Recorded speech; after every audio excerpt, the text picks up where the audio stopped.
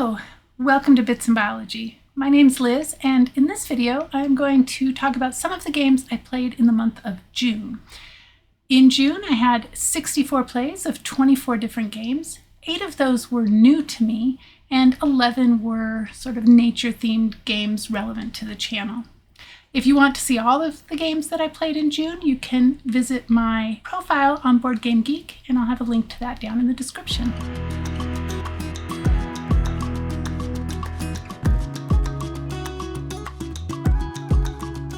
So the number of plays I had in June was a little bit down from the month of May. May I had 78 plays of 30 different games, and like I said, last month it was 64 plays of 24 different games.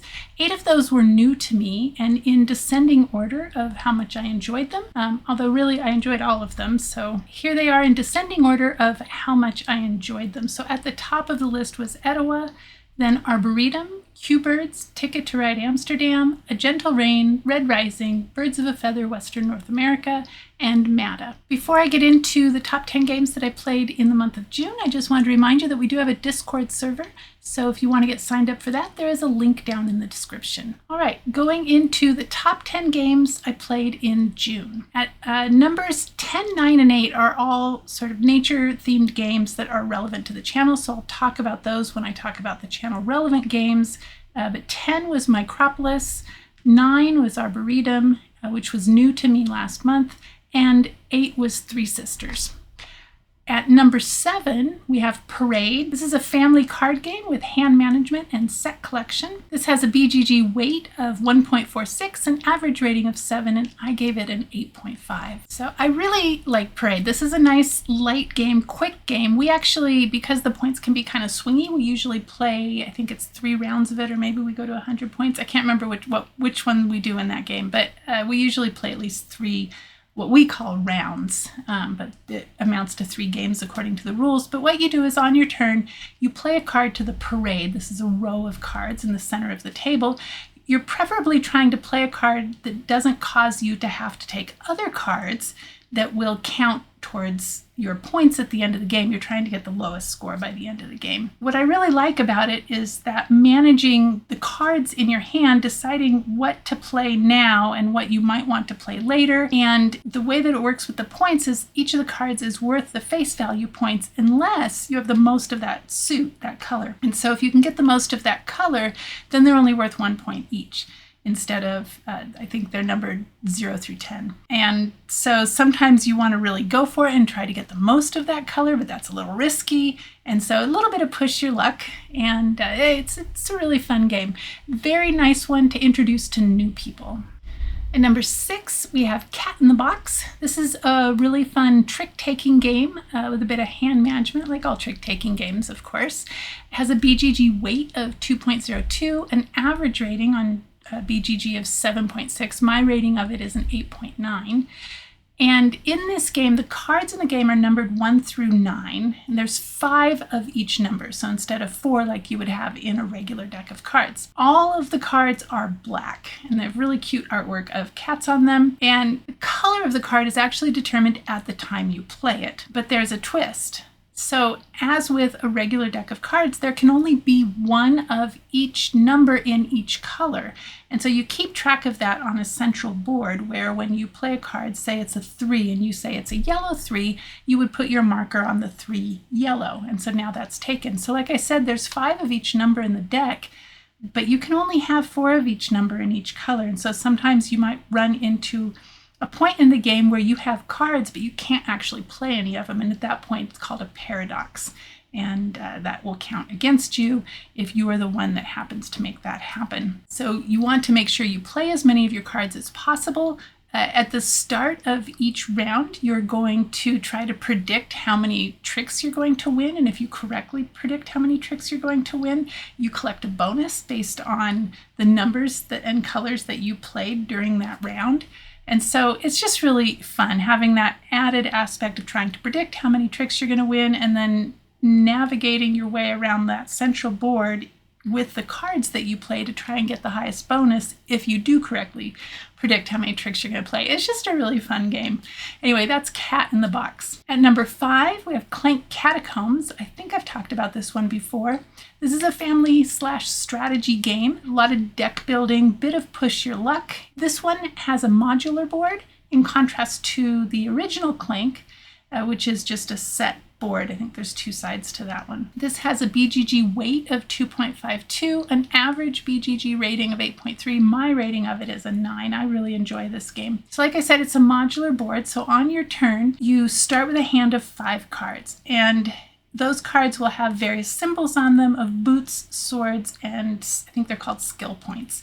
And so with the boots, you can move around the board. With the swords, you can fight monsters either in the dungeon row of cards or in the tunnels that you're traveling through on the board. When you get to the edge of a tile, you can draw a new tile from the top of the tile stack, and you get to choose what orientation you put that in. And so as you're traveling through this dungeon, you're picking up treasure, and the ultimate goal of the game is to try to pick up an artifact and make it back out before you run out of health, right? Before you die. One of the reasons I like it even more than the regular Clank, which I also really enjoy, it's one of our favorite games to play as a family, is that each trip into the dungeon, or the catacombs I think they call it, is unique because of that modular board. And because of the many different ways to get points, there are multiple paths you can take to accumulate the most points. Anyway, that is Clank Catacombs. At number 4, we have Carcassonne. This is a classic tile-laying game with a bit of area majority. So what you do is on your turn, you're going to place a tile. Optionally, you can use one of your meeples to claim a road or a city on the tile that you just placed. What I really like about it is that in addition to being a tile placement area majority game, it's also a worker management game, or maybe meeple management game, in that each player has a limited number of meeples that you can place on this growing board, and you don't get your meeples back until the thing that you claimed, that city or that road, is completed. So it's possible to run out of meeples and not be able to claim a city or a road on a tile you just placed because you're too spread out.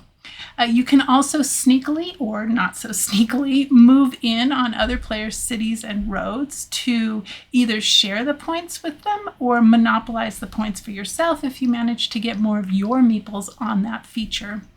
For our son, this actually seems to be the whole point of the game, is to muscle in on other people's cities, and he doesn't really go for the roads. He mostly goes for the cities. Our last game of Carcassonne actually was perhaps the most vicious and most fun game that we've ever played. Everybody was trying to muscle in on everybody else's cities. My mom's actually gotten quite good at it, which is really fun. And so by vicious, I mean sort of in a fun, lighthearted manner. Anyway, that's Carcassonne. Really fun game. At number 3, we have Atiwa. So I'll talk about that with the channel relevant games.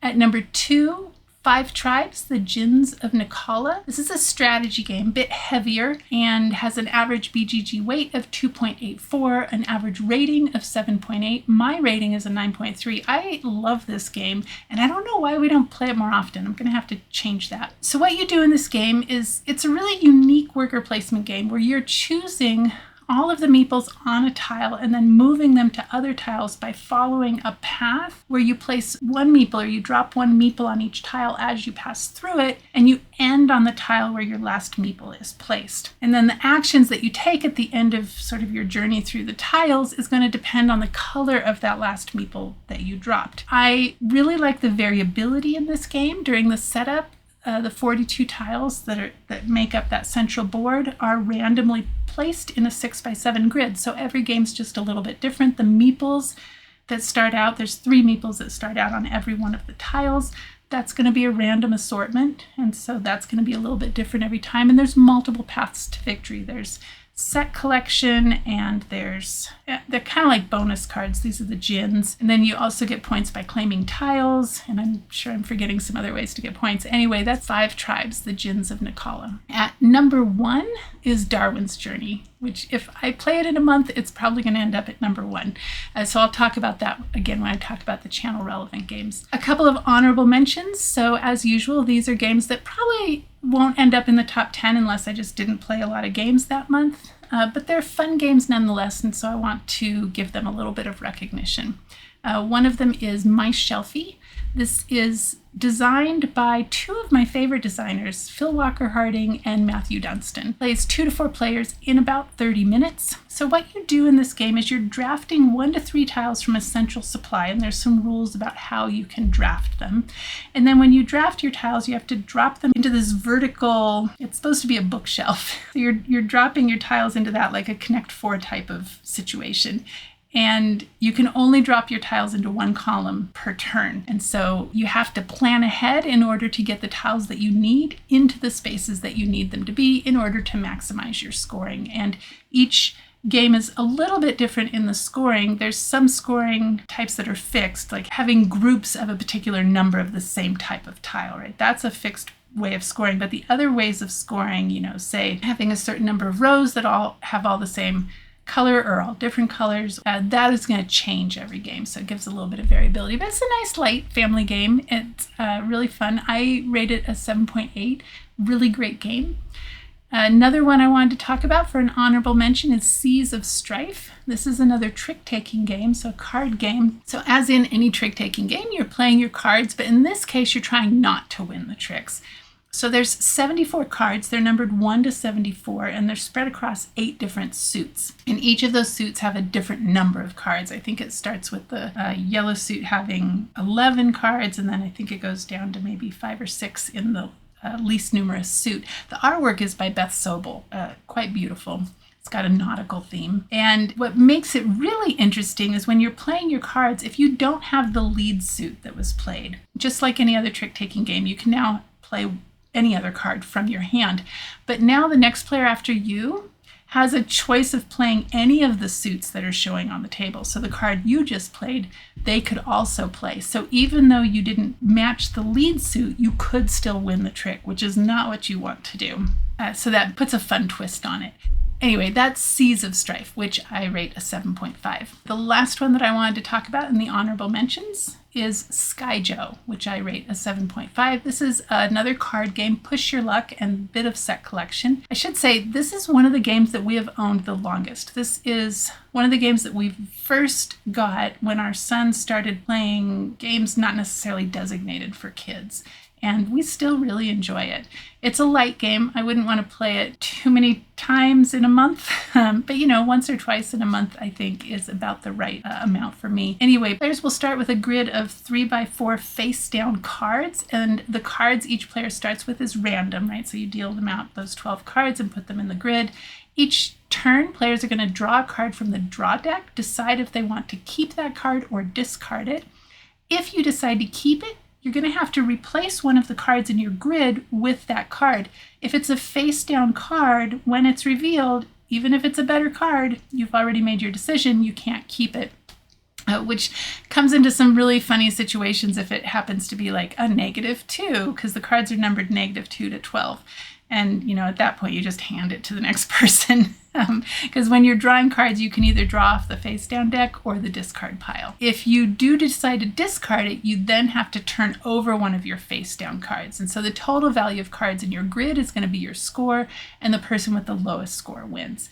So like I said, one of the fun things about it is that sort of push your luck of if you decide to keep a card that you drew, but now you turn over a better value card, especially when that happens multiple times in a row, like it feels like everybody's just passing cards to the next person.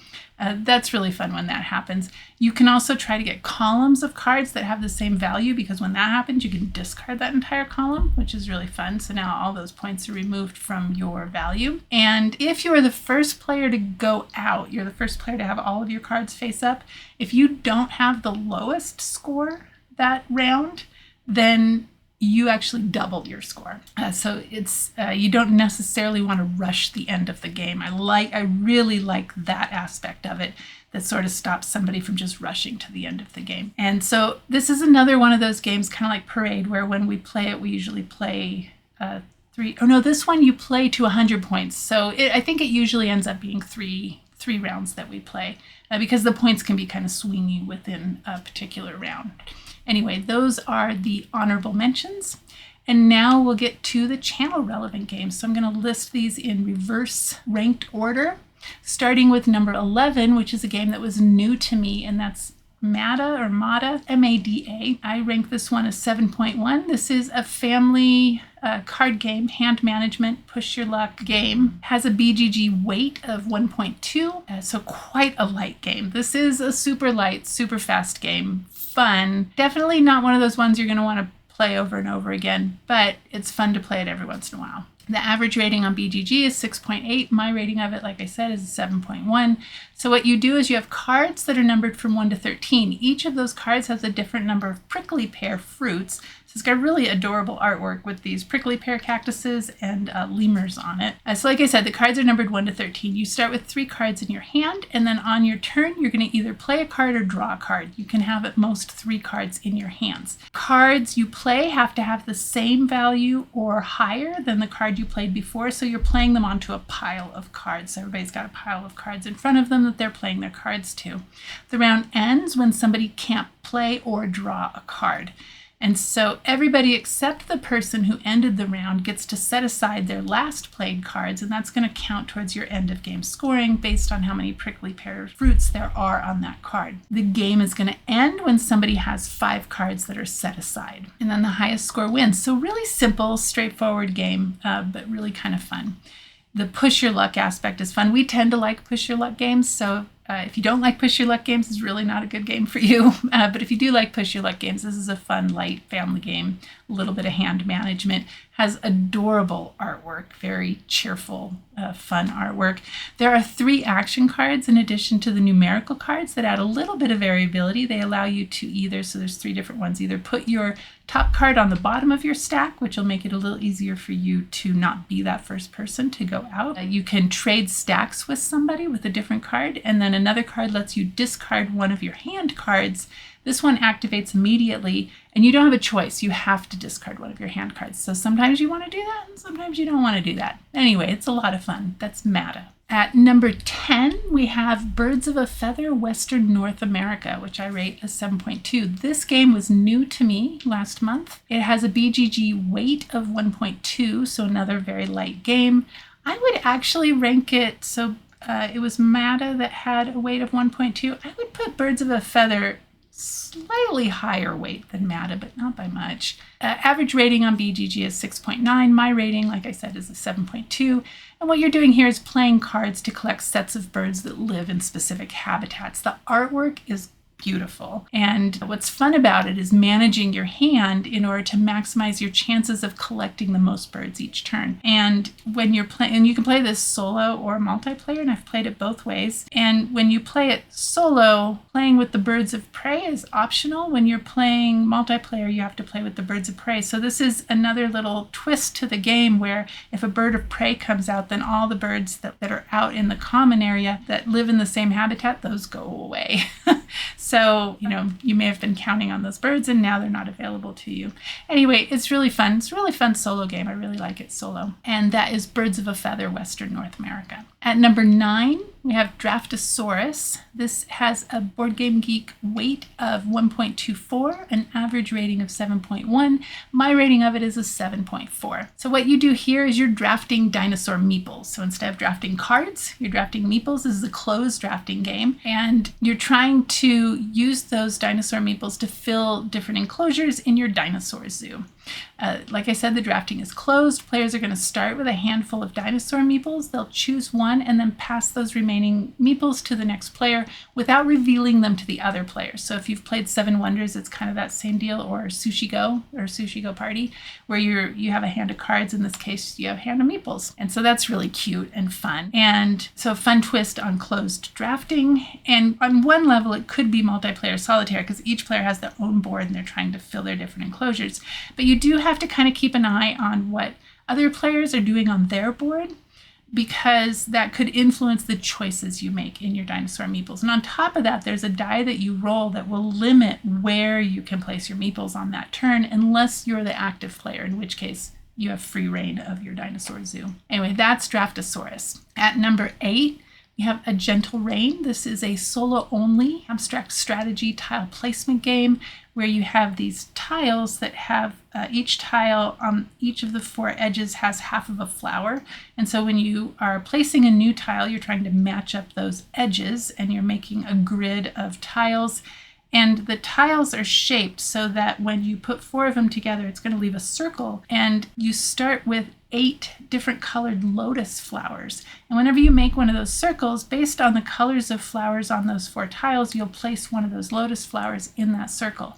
And the game ends when you've placed all of the lotus flowers. And your points are based on how many tiles are left when that happens. And so it's really fun. It's relaxing, totally relaxing, not too thinky, like just thinky enough to be interesting, but not too much, but real pretty, real relaxing. Like I said, solo only. I mean, I guess you could play it co-op with somebody, but it's intended, I think, to be a solo only game. And that is A Gentle Rain. At number 7, we have CuBirds. This is a family game of hand management and set collection, and I loved this game. This was new to me last month. Oh, I forgot to mention, A Gentle Rain was also new to me last month.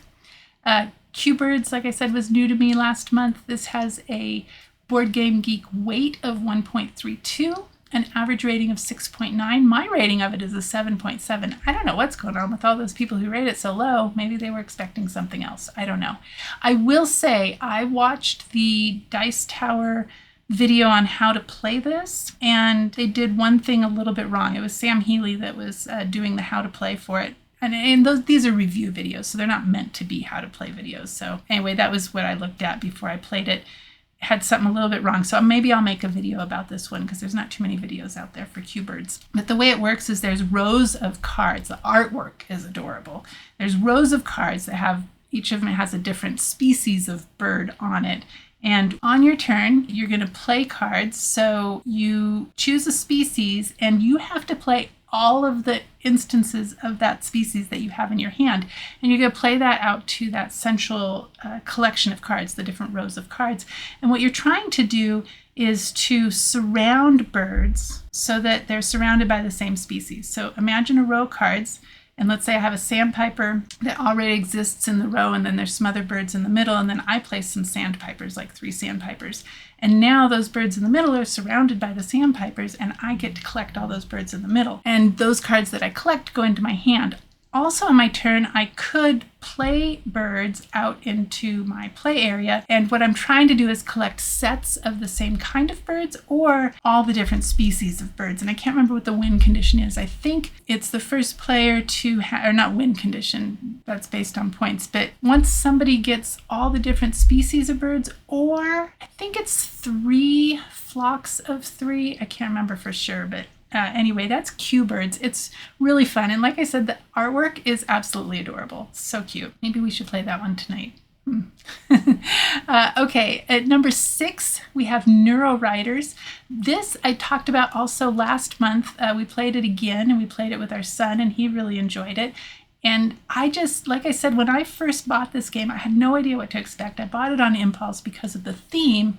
And so in this game, you are scientists working on new technology for preserving memories in patients that have degenerative brain disease. And you're doing that by using these things called Neuroriders, so these little nanobots that are traveling through the brain. And so the tiles are representing different parts of the brain, and the Neuroriders are traveling through doors. So when you place a tile on your turn, you're trying to match up doors, and based on the color of those doors, you may or may not earn points for that Neurorider. And there are 4 different colors of Neurorider, and points are shared points. So the points are applicable per color, and everybody gets their own point card that will have one color that's worth 2 times the points for you, one color that's worth 1 times the points for you, and one color that's worth negative the points for you. And you're trying to get the most points to win. And so it's a little bit of tug of war, but you don't know what everybody else's scoring card is. And so you're trying to maximize your points while, guessing what points they need and trying to minimize their points. So that's a lot of fun. You have to plan ahead, not only in the tiles that you place, but to position the Neuroriders in a way that's most favorable to you, right? And least favorable to your opponents.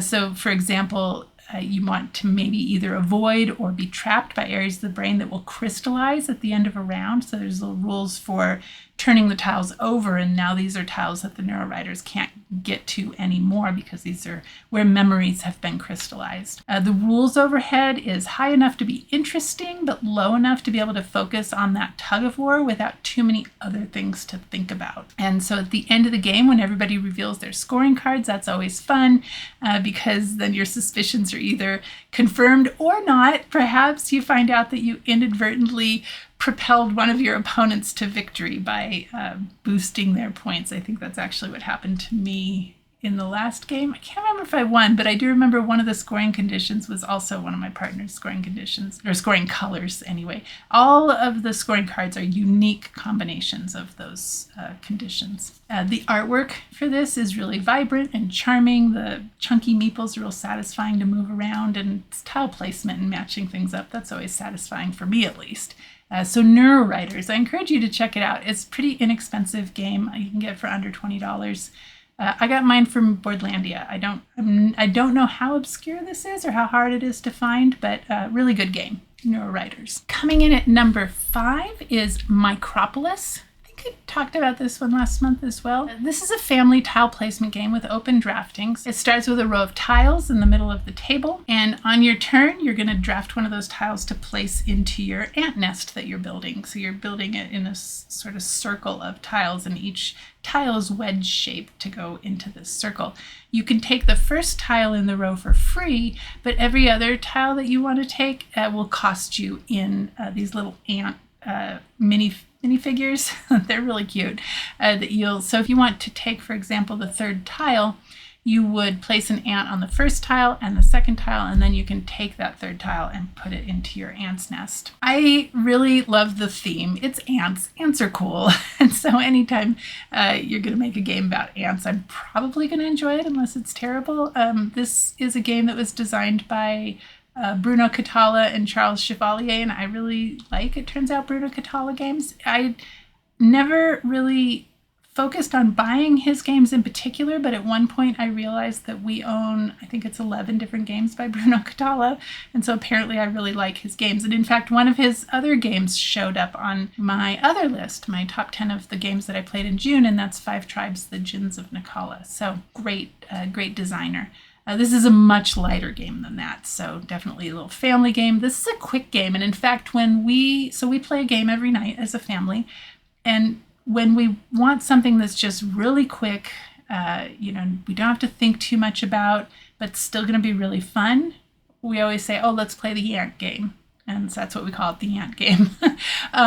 It says that it plays in 30 minutes, but honestly, if you know what you're doing, if you've played this game a bunch before, you can knock out a game in like 15 minutes. It's super quick. It's one of our go-to quick games. My mom really enjoys this one. This has a BGG weight of 1.76, an average BGG rating of 6.8. My rating of it is an 8.1. It's just really fun. Managing your worker ants to be able to draft the tiles that you want is interesting, and building your ant nest is really satisfying, lining up those tunnels or not, depending on if you have a queen in there, because you can't have 2 queens in the same tunnel, of course. Anyway, that is Micropolis. At number 4, we have a game that was new to me, that is Arboretum. I have been hearing about this game for a long time, especially on the YouTube channel Before You Play with Monique and Naveen. Naveen really likes this one. I think they both do, but I know he talks about it a little bit. This has a little bit of Take That, which I'm not usually a fan of, but it's kind of fun in this game, although sometimes it can kind of make you go, the end. This has a BGG weight of 2.13, an average rating of 7.3. My rating of it is an 8.2. So what you do in this game, there are suits of cards that each of those suits is a different tree species. The number of different tree species is going to depend on the number of players, but it's going to be in the ballpark of, I think, 6 to 8, might be more, I can't remember. Anyway, you're going to play cards to a tableau in front of you in a way that allows you to trace a path from a tree of a particular species to another tree of the same species through cards in ascending numerical order. And you get bonuses if all of the cards in that path are the same species, but they don't have to be. And then you get other bonuses depending on if you start with a 1 and end with an 8. All the cards are numbered 1 through 8. But there's a twist. You can only score your paths if you have the highest value of cards of that species in your hand at the end of the game. And so this means that typically only one person is going to be able to score for each of the species. The only way that multiple people would score for the same species is if they tied for the value that they have in their hand. And so what this means is that you might have a really nice path, but if you don't have the highest value of cards in your hand at the end of the game for that same species, you don't get to score that path. It also means, and this is something my son really enjoys doing, is to have cards in his hand that he doesn't even necessarily have a path for, just to stop somebody else from scoring. You're kind of getting a feel for what he likes to do. He likes to take that in games. He gets, maybe it's something about being able to do that to the adults or something. I don't know. Anyway, he's really good at it. The artwork on the cards is beautiful, and the fun part about it is balancing playing cards to your tableau, making those paths, but also trying to keep enough value in your cards back in order to be able to score those paths that you work so hard to create. Anyway, that's Arboretum. All right, so this is really almost the third take of the last end. This is almost the third take of the end of this video. I have just been plagued with technical difficulties, which I am not sure if they have to do with my aging laptop or if they have to do with the OBS, the software that I use to record. And so I haven't quite gotten to the root of that yet. I thought that these technical issues were behind me. I thought I had solved them, but apparently that is not the case. So I'll be working on that while I am also calculating final grades right now for my classes. So anyway, if you notice any differences, probably these little things holding the curtains back are at different heights. Maybe the lighting's a little different. I don't know. But anyway, that's the reason why, because I am recording this once again. And so one of the things that makes me the most sad about having to re-record this is you miss my genuine surprise when I realized that Three Sisters was number 3 for the channel relevant games that I played in June. This is a roll and write game, but quite a bit heavier than most roll and write games. It kind of falls into the strategy category. You have 2 sheets that you are filling in. You're taking actions to basically fill in bubbles. In order to take those actions, you are drafting dice from a rondel in order to tend to your backyard garden. Now, this must be a really big backyard garden because you are growing corn, beans, pumpkins, fruit, berries, and perennial flowers. You are also tending to bees in order to collect their honey. What I really like about this game are the strategic decisions that you are making throughout the game to hopefully win you the game, right? But as you get more and more towards the end of the game, you end up with these combinations of actions. So maybe taking one action allows you to take another action, which allows you to take another action, and so on. So often referred to as combo-tastic, right?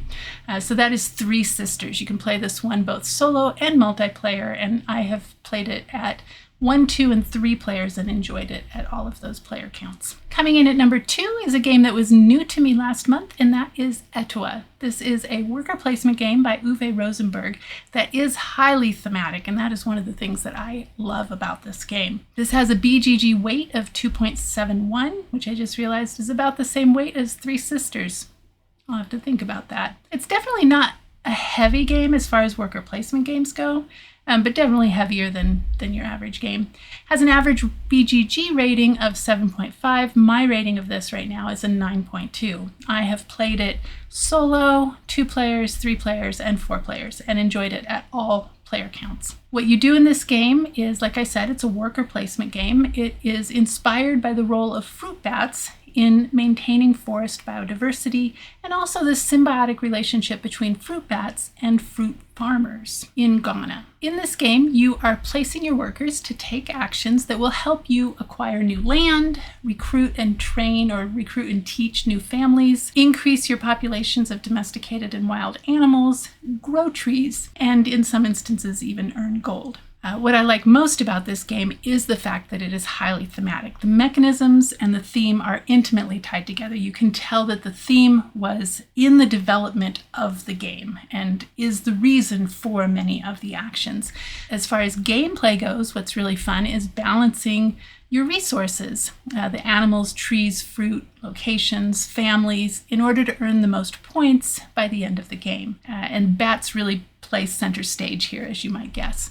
Anyway, really, really fun game. I really enjoy this one. I do have a video up on this, so if you want to hear my deeper thoughts on this, there's a solo playthrough that has a review at the end. You can take a look at that. At number 1 is Darwin's Journey, which I rate a 10.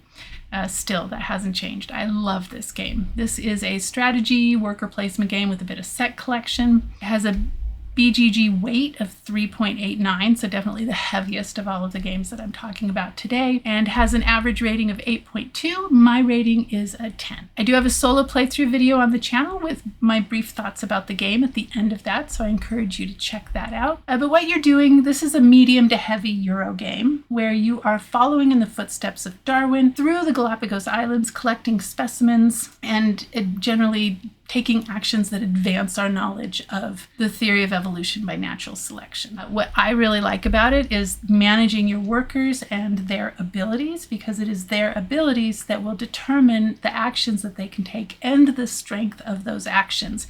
You also have to balance moving your ship and then also exploring islands and balance those with other actions that you can take, such as selling specimens to the museum or increasing the knowledge of your workers, your crew. So that is Darwin's Journey. All right, that wraps up top 10 games and then also the channel relevant games. So I just wanted to mention crowdfunding. I was relatively good in June in that I only backed one game, and I actually almost didn't back it. This is a game that I actually already have. This is the second edition of that game, and this is Trekking the World. And I really enjoy this game. So the publisher is, I think it's Underdog Games, and I don't know that they've made a game that I haven't liked. I've liked all their games that I've tried anyway. So what you do in this game is you move your workers around a map of the world in order to visit locations around the world. And it has nice artwork. It's really fun to imagine actually visiting these places, and each of the cards that you're collecting when you visit a location has a little bit of information about that location. In their comments about why did they put out a second edition, so it doesn't just seem to be a cash grab, which could have been, right?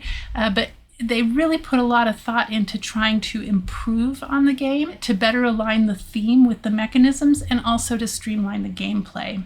And I watched a couple of videos and read through, the whole crowdfunding page that convinced me that this was worth backing. So this is a game that we really enjoy. Also, what I wanted to talk about as we wrap up this video is the Spiel de Jahres, I'm sure I'm saying that a little bit wrong, 2024 awards. Those just got announced recently.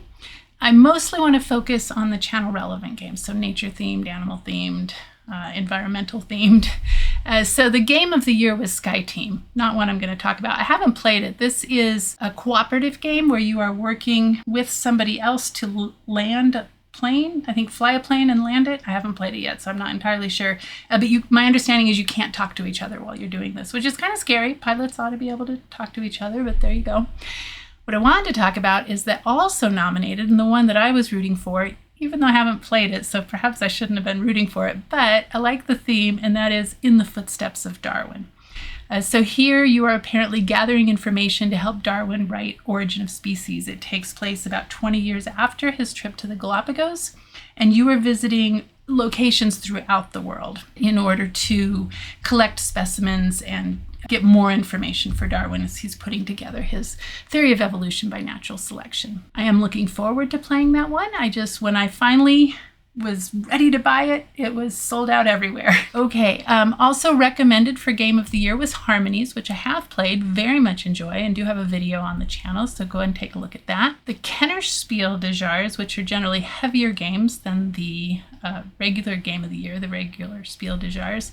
The winner for that one was Daybreak. So I guess I'm finally going to have to break down and get this one. This is a cooperative game, which I tend to shy away from, mostly because I'm the only one in my household that really likes cooperative games. But I have heard that the solo mode for this is quite good. And this is a game about stopping climate change. And I think you are playing different, I don't know if you're world powers or different countries, but anyway, it looks like a really good game. The artwork is fantastic. It's despite the theme, very cheerful. Maybe it's the little bit that I looked at actually. It's not focusing on the more depressing aspects of climate change, right? It's focusing more on what can we do in order to mitigate the effects of climate change, perhaps reverse it, perhaps get us back to where we were. So anyway, I am looking forward to playing that one at some point. I just want to mention that also nominated was the Guild of Merchant Explorers, not because it has anything to do with biology, but it does have a map named Nidaria, which has sea jellies all around the outside edge of it. And I have heard that's a really good game, so I do want to play that one someday. Recommended also for the Kennerspiel de Jahres is Botanicus. I'm not sure if this one has been released in the United States yet. I have seen it on BGG. It looks really interesting. You are creating your own botanical garden in this game. And so it is one that I'm really interested in trying. And in fact, there's so many games that I want to try. I wish, now maybe there is, anybody who knows gaming conventions in Northern Colorado, Denver, and points north that would be good to go to so I could try some of these games. That would be awesome. Drop that in the comments. Right now it's not practical for me to go to something like Gen Con. Maybe next year. We'll see. Anyway, channel news. I do want to apologize for the sporadic videos this past few weeks. It turns out that balancing work and family and the channel has been unexpectedly challenging, especially with a couple of unexpected health issues. And so it's been a rocky few weeks. But hopefully as I wrap up this summer semester and have a few weeks before we go into fall semester, which will be a little bit lighter actually, hopefully I can get back on my weekly schedule. And then also now that I understand the challenge of teaching my summer courses while also doing the channel and paying attention to my family, that I can plan ahead for that and maybe record some stuff in advance. So there's that. We are at 298 subscribers as of me recording this right now. We're almost to 300. So if you're watching this and you're not subscribed, please subscribe. I try to put out a video each week, 1 or 2 videos each week. Sometimes I miss a week or so when things get really busy with work and family, but for the most part, I do try to keep on a weekly schedule. Anyway, subscribe if you have enjoyed this video. Please give it a thumbs up. That lets me know that you'd enjoyed it. A little bit of positive feedback never hurts, right? So that's great. And last thing I wanted to say is check out the video that I did not too long ago for the mid-year board game tag if you have not already checked that out. This was inspired by Rolling Reggie, who tagged me to do this video. And if you haven't checked out his channel, definitely check out his channel. He's one of my favorites. He tends to favor nature games, especially bird games. He loves bird games. He does cover a variety of games, so he's not limited into a certain niche like I have done with this channel. But anyway, I'll put a link to his channel in the description. What you'll find in that video is games that I have played since January up through when I recorded it, which I don't quite remember. I think it was the beginning of June.